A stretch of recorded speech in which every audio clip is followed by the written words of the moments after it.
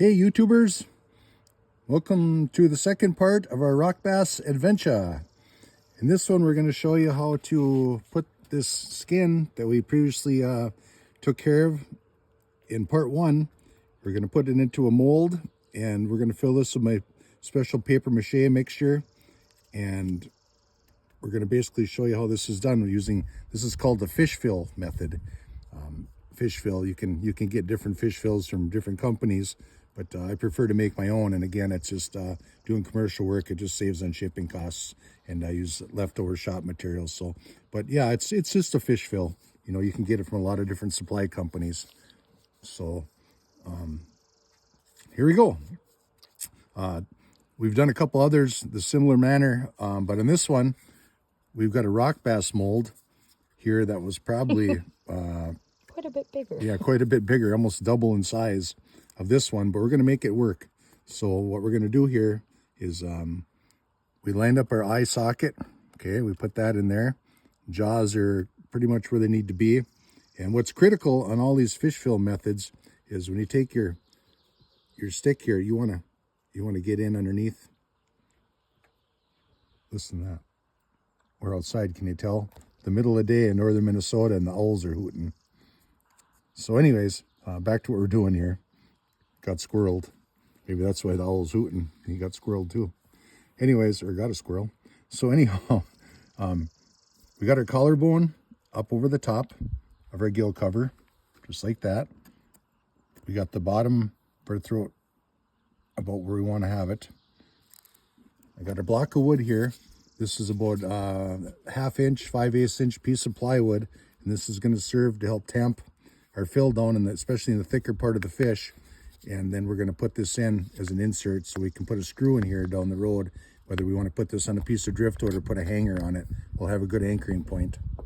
So I don't advise using this fish fill method to any fish more than 2 pounds. A couple of reasons. The first one is you know, down the road there's a good chance that your fish is going to crack, and just because there's water in this fish and things are going to start to move around on you, and it's just better to use styrofoam. And then the second reason, talking styrofoam, is the fish fill has some weight to it even when it's dry, and whether it's shipping costs or just to hang it on your wall, it's significantly heavier when you get over a 2-pound fish. So this is like I said, a 9-inch rock bass, and this is about the max. I mean, I've done, just because a rock bass is thicker than a bluegill 9 times out of 10 in this 9-inch range. I've done some 11, 12-inch bluegills using this, but 12-inch largemouth bass, but nothing bigger doing the fish fill method. So that kind of gives you an idea.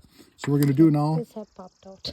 Oh, yeah, it'll be fine. Okay, so what I'm going to do here is I just got this little cup,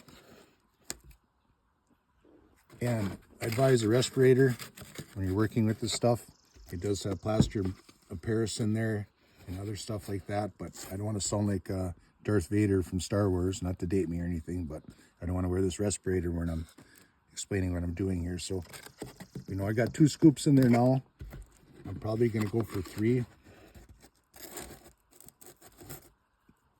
And again, this, after you do some, you get an idea of your drying time, depending on your climate, you know, how much humidity you have, how much water you added, things like that. So whatever works for you, it's just going to be practice. I'm going to add a little bit of water here.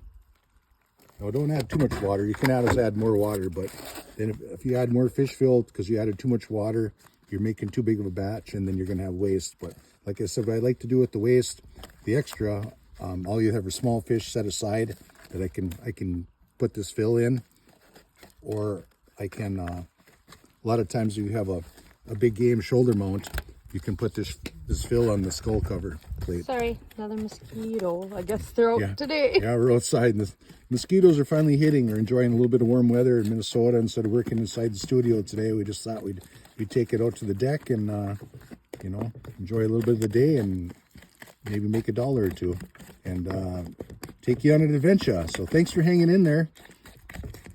And this is basically what we got now. And I'm going to tell you right now that if you're going to work with a consistency like this, it's too soupy. You're gonna struggle. So, like I just said, But I'm a French-Canadian Finlander, so don't... Stubborn. Yep. I said, don't add too much water because you're going to make too much. And what did I do? He usually does. Splash down. So we're going to add a little bit more.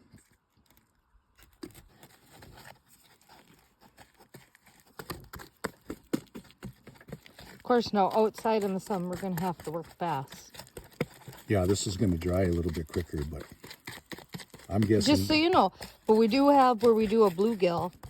Must be part 2, part 3, something like that, that we do this. And we take a little bit more time. We're just going to have to work a little bit faster today being out in the sun than you would in a studio or in a home or... Yeah. Camera gal Joe's saying that because what you don't see behind the camera and under the table is the mosquitoes are chewing her up. So she's telling me, move along, little doggy. Fishing time, Yeah, mosquito. we got to go catch another rock bass. But anyhow.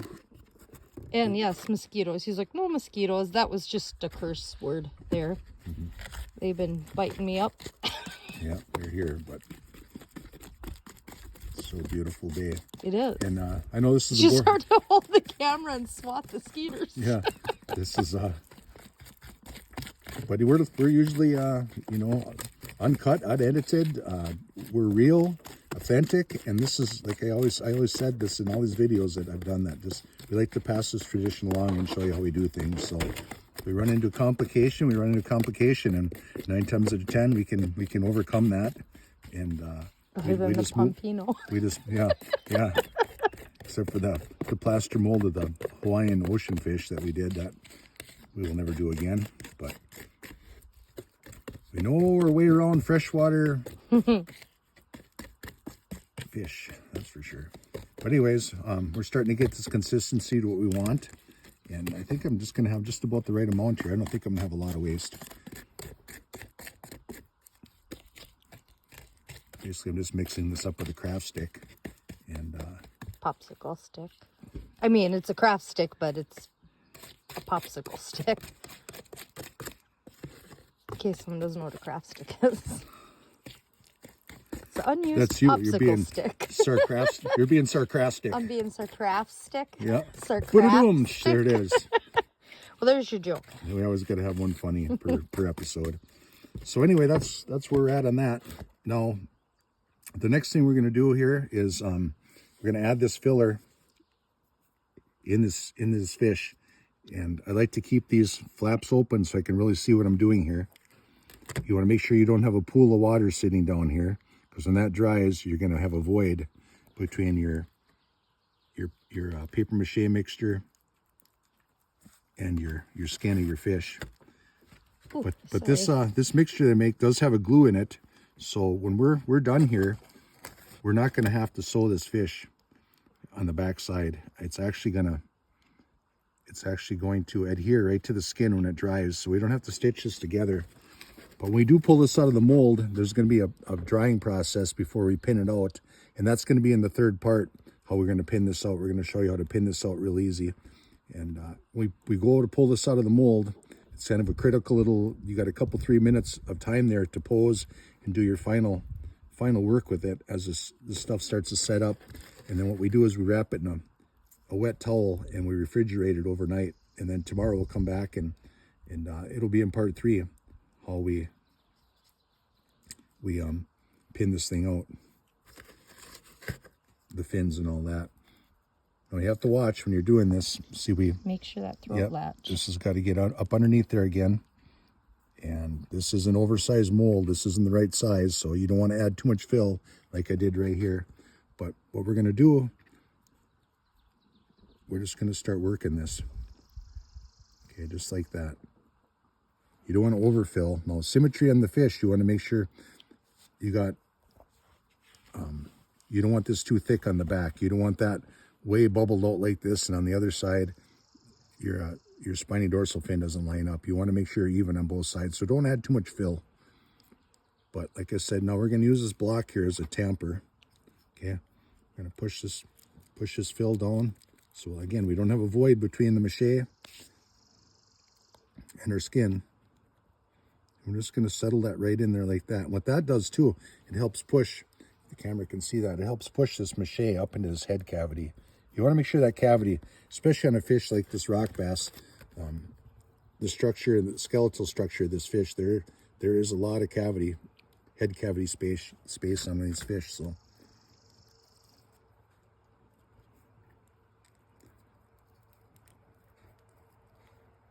all right, so that's it. We're just going to work this around. We're going to cut just for a couple of minutes here, just until it starts to dry up a little bit, and we'll show you how we go from there. So hang tight. Okay, welcome back. It's been I don't know, 5 maybe 10 minutes. Are you there? Hello? Are you watching? Oh, okay. Yeah, it's been about it's been about 10 minutes. We're just waiting for this to set up, and as this dried, I was just working the mache down again so we don't have any voids. And I just want to make sure, imagine what the front side of this fish is going to look like compared to the back. I'm trying to get some symmetry across the top of the back and in the belly. I want to make sure my pec fins are lined up here. This was a spawning rock bass, so it's going to have this big fat belly on it, which we've got. And we got the head filled in really nice. Now we're going to come back in, like I said, after we wrap this up in a damp cloth, and the mache sets up, to let it set up really good overnight. We're going to leave it in the refrigerator, and that'll prevent the decay on the fins again. We're going to come back in, and we're going to fill these cheeks in with some clay, and we're going to pose up the mouth and the fins. But that'll be in the next episode. But for now, keeping our eye on the bobber here, we're just trying to get that critical moment with the mache. You can still see it's pretty soft still. You don't want to pull it out when it's soft, because your whole fish is going to get distorted on you. But then again, you don't want to pull it out when the mache is completely hard, because you're not going to have a chance to go in and tweak anything on the show side and on the back to get your symmetry that you're not happy with. And as far as all this drying mache here, this real thin stuff, a little bit of Lysol water, bactericide water, whatever, just cold water, this is going to rub all right off. You know, whether it's after you pin your fins out or before you want to pin the fins out, you can clean a lot of that off. As far as waste, we had very little waste there. And again, on this, there was really no magic consistency. The reason this is taking a little longer to cure is because I did add a little bit too much water, but I could add a little more mache, but it'd have been a lot of waste. But anyways, plus I want to enjoy the nice day, so we're in no hurry. Usually we're the customer's coming to get this. He's at the bridge about 2 miles from the studio. We better start the paint job, right? but anyways, don't do that. Don't try that at home. I got a CYA for yourself. Don't do that. Yeah, it'll age you pretty fast. Your stress level will go way up. So anyways, let's pretty dark clouds rolling in. Yeah, we do. It's gonna get dark here, but this is starting to cure up really nice. I would say just in another minute here, we're going to catch this. You can still see it's really soft in the thicker part right here. Down here, the moisture is starting to leave that, and it's starting to dry a little bit. But in the thicker part of this fish, it's still pretty soft. But if you do have mosquito, he cursed us. If you do have any questions, or if you have anything maybe you'd like to see, we can't get to it right away the next day, but it's definitely what we take notes on, and we're going to try to get back to you. So if you have questions, or if there's certain fish or certain mammals or certain taxidermy techniques that you're interested in, that you'd like to see, let us know, and we'll do our best to either answer your question if we feel that's an appropriate way to do it, or to create a video on it if we need to show or explain a little bit more. Yeah, I know the big one we're going to have coming up is tanning. You know, I've had dry preserve versus tanning. Yeah, and just a tanning one besides that too, because there's just so much to cover when it comes to tanning. A couple of different methods that you know, over 40 some years of doing this, I can't say I perfected it because it's tanning, and there's some things you don't have control over, but you can keep control over 99% of it. So, and with the methods, and we're going to show you that in another video for free. So please like, share, and subscribe once again. And this channel is growing, and we really appreciate it. We really do. All this takes just a little bit longer, quite a bit longer. Yeah, right. When we're doing the videos on it, and right. If I was in the studio and I had this mold laid here, I'd probably have, you know, time is money and production. You want your hands busy all the time in the taxidermy business, or you're not going to make money, is our shop motto. I'd have 2 more molds, plaster molds here. I'm doing smaller fish probably, you know, so I could set this aside. You know, I could have 2 more molds here, and I could start 2 bluegills, and I could just continuously check on this, and I'd have 3 or 4 little panfish going at all the time. But that just comes with time and experience, you know, and when you get good at something, it's almost like an assembly line when you do stuff like this to a point, you know, but it's not, because on the assembly line, everything's the same. But it's in the art business of taxidermy, that's the cool part. We got a variety of fish we always work with, something different, you know, different size, different coloration, a lot of different stuff like that. And, you know, I've got to the point in my career doing taxidermy that I don't do any customer work anymore. I don't take specialties from clients. You know, I just, whatever I can get, and you know, legally in the state of Minnesota, I'll go out, I'll harvest my own fish.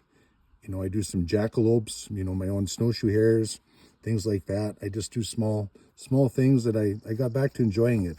Because if you want to run a full-time shop, you know, you start crunching the numbers of what you have to do a year to survive, and it's incredible. I mean, you have to do a lot of work, and you might even have to do double that work. You know, I mean, it's not a perfect world in the world of business. You're not going to get something done and call your client up and they're going to be right there to pick it up. Sometimes it's a long period of time before they can get there for a variety of reasons, you know, so you have to crunch the numbers. And I just got to the point of the stress level went up, and no, it wasn't because I started the project when the guy was 3 miles from the studio. That was a joke. It was a joke. There's a lot more to it than that, but anyways, enough rambling along. You know, I'm just kind of waiting for this mache to kick off here, and you know, just because our video, what do you say, our thumbnail and our title says one thing, in every video there's something more to running a taxidermy shop. You know, we try to add in with our warped sense of humor. So every video, you know, just if you want to go through it, you're going to pick up a little tidbit of information, especially if you're looking at getting into the industry. And like I said, I was licensed, I believe, 91 in the state of Minnesota, and I've been at it ever since. And I know for a fact, how many years experience? Yeah, I know I had over 20 years of full-time studio. So there isn't much in the taxidermy trade that I haven't been through, and I'm here to help you out and share some of the ups and downs of the industry with you and pass along this tradition of taxidermy. So I cannot believe this isn't with the sun out. I can't believe this isn't kicking yet, but that's how it goes when you're watching paint dry. But like I said, I'd be doing a couple more fish here, and I could go back and I could just. And then it doesn't seem so long. Right. When I'm mixing over here, you know, doing this, I could just take my stick and I'd be able to tell right away. My popsicle stick, or is it my craft stick? Well, it's a craft stick, but I want to explain. It's like a popsicle stick. I told you I wasn't being sarcastic. Sarcastic. So anyways, we're just about there, and I think that's going to be a video. We're gonna do like 3 fish at one time. Some video just to show you how on the production. The actual production side works when. Yeah. Yeah, are you gonna be able to hush and? I was just gonna say if we can keep Joe quiet that long. Oh, me? Yes. Me. Yeah. I see. No, I didn't say me. I said Joe. They're both 2-letter words. See how smart I getting? How smart you getting? Me and Joe. But see, we're almost there. See how this is starting to harden up right here? And now, you're probably wondering, another little thing here is, see how this tail is starting to dry up just because of the sun, and we have low humidity here. What we're going to do, you can just take a little spray bottle, just a little bit of bactericide in there, cold water, and you can rehydrate that tail. Don't grab this tail right now and start to pull on it. You're going to split it. See how that's starting to dry out on us? And that's a lot more work. Yeah, then you got a lot more work to do. So we can just leave it like that. We can rehydrate this with a little bit of spray, and at the same time, when you go down the back of this fish, you can clean up a lot of this paper mache and plaster residue that's on here before we wrap it up in our damp towel that's over here. So we're just about there. And our apologies for making this a paint drying video, but this is, we want you to see this, that this is what's going to happen to you when you do this. There's no method to the madness when you mix up your mache. I've tried many different fish fills from many different companies, and there never seems to be, an exact science to it. When you mix up a batch, it's either the humidity, you're adding too much water. The other thing is if you use warm water, the temperature you add, when your mixture is made, how much plaster of Paris is put in there. A lot of times these companies probably add a little bit of borax, like a preservative mixture to that. And I know for a fact that if you add borax to your paper mache, it's going to really slow down your drying time. So it depends on how much of that is in the bag when they mix their own. So that all comes into play on something like this. So, I've had these fish kick off literally in, less than 5 minutes. And then sometimes it's 20 minutes before you can remove them from the mold. So that's why I like to do a 3-4 at a time. But when you're doing that, you can't go grab a sandwich, or you can't turn the television on and watch my YouTube video, unfortunately. But you can watch it on your phone while you're doing 5 things at one time, because, that's how I roll. But just make sure you finish the project, because that's how I roll too. Unless the guy's 3 miles from the shop, then you better roll and finish. See, it all comes together, Joe. But anyway, I'm just babbling. I'm just hoping this is going to kick off for you.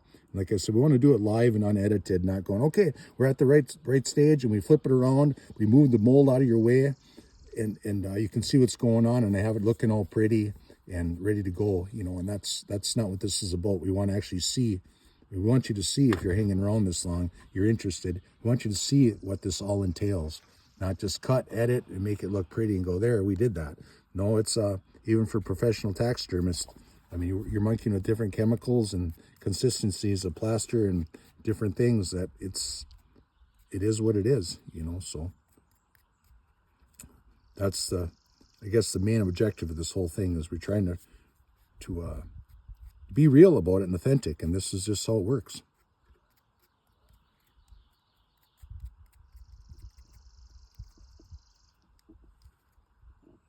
I really want to take this out of there, but I don't want to distort this head.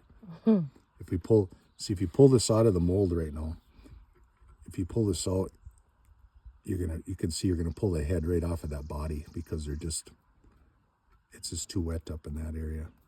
Well, should we give it a couple more minutes and check back in? Let's do that. Let's give her a couple minutes, and we'll get back to you when this starts to cure, because I need a glass of water because I've rambled so much about nothing. But okay, we'll be checking in a minute. All right.